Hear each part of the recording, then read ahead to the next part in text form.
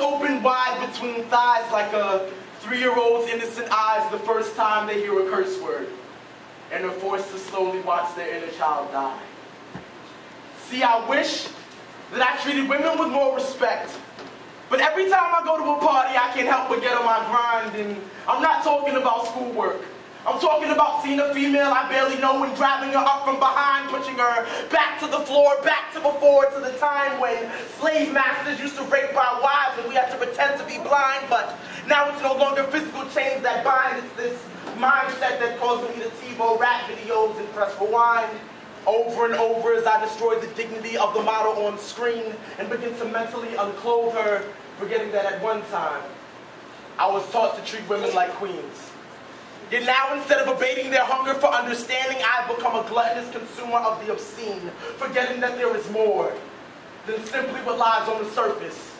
We have celebritized Superhead, but forgotten Assata Shakur. So tell me about gender equality in the United States,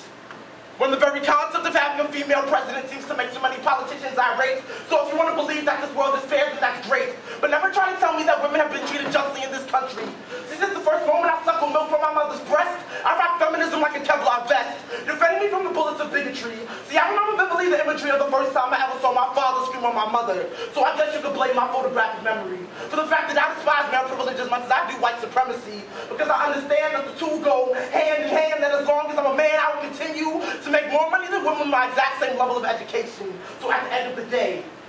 my PhD is not really a doctorate, but rather a perverted, horrible document, empowering people harboring discrimination against women, proving that penis has dominance in this ridiculous system where sex is no longer given importance and the value of purity has decreased to the point that my patience has died, and I'm sick of all this petty and most sexist discourse. We forget the women that gave their lives to be viewed as equals, because every day I hear that same, Jip said, mama, when you love sex, I'm not trying to love you, I'm just trying to get it wet mentality that has shaped the reality I was born into. And no, I'm not necessarily blaming hip-hop full of problems that women have been through. I'm just sick of seeing the little girls in my block singing songs about oral sex and wearing clothes far too tight for their frame just so some ignorant little boy can ask them for their name with the sole intention of putting it in his phone so he and his boys can run a train and slowly watch your facial expressions change from joy to pain, just all the same to them, just a game to them. See, these are the roots from which rapists stem, these sadistic men who see and treat women like objects,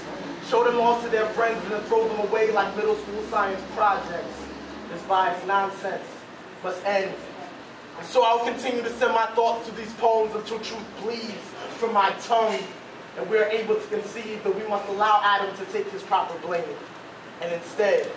find justice for Eve.